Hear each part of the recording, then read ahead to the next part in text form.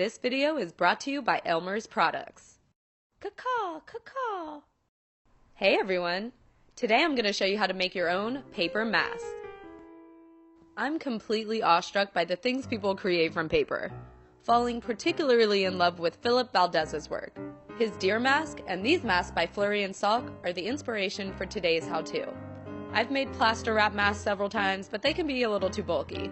And I love paper mache, but I really wanted to do something a bit more intricate and detailed. For the mask I'm making today, I'm going to use an array of colors so it's easier for you to see what I'm doing. But to get the effect of the inspiration mask, I would stick with all white. Alright, to get started, you need some cardstock and a razor edge. First, we're going to create some feathers. Use your razor to cut an S shape into your paper, then follow and cut along that first cut connecting the ends, essentially cutting out a skinny S. Now use your fancy craft bond glue stick and apply glue to one side of the S. Then stick it right back onto the paper. Use that S as a guide for cutting a larger S shape around it. Starting from the top of the S, cut diagonal notches all the way down both sides of the spine.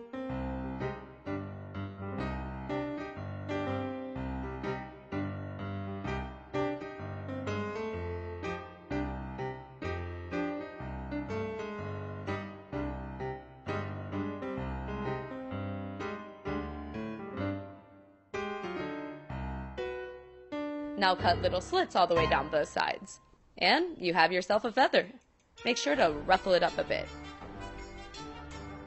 You can actually use that first S shape as a guide to create your feathers opposite. You can use that basic technique to create many different shapes and sizes of feathers.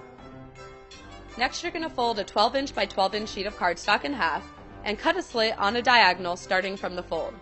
Then cut about 4 inches up from where your last cut ended, going across to the other side. Next, round out the side, trimming off more if you need to.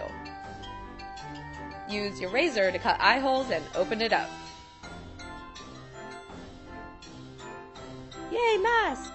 Trace that mask onto your remaining piece of cardstock and cut another mask out. Then you're going to cut 2 equal lengths of ribbon.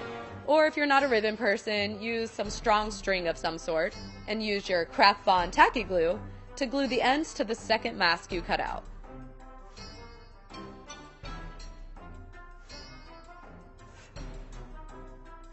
Then brush tacky glue all over that mask piece and place your first mask piece on top. The next process is totally not necessary, but it does create a really nice texture. Using a regular pair of scissors, cut a bunch of little U-shapes out. A bunch. Then very patiently glue them one by one, row by row onto your mask.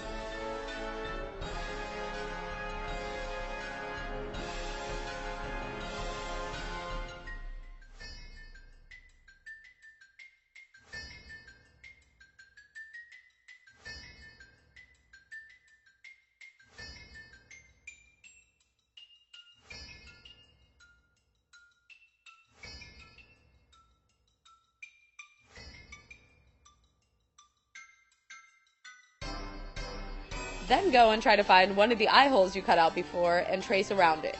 Then create whatever eye shape you want around that. Cut out the eye hole just a little inside of the circle to ensure coverage on your mask. Now cut the whole thing out and use that as a template to create another one. Glue those shapes onto your mask like so. This would actually be a pretty awesome mask on its own. Alright, now you're going to strategically glue all your feathers onto the mask one at a time by applying glue to the underside spine of each feather. The glue actually remains pretty flexible when it's all the way dry, so don't worry about gluing on that fold right there. But make sure to let it dry overnight before testing that theory.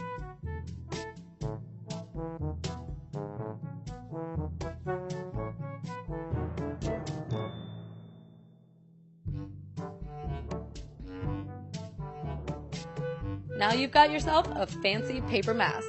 There's so many ways to use the techniques in this video to create something completely different. Make it your own.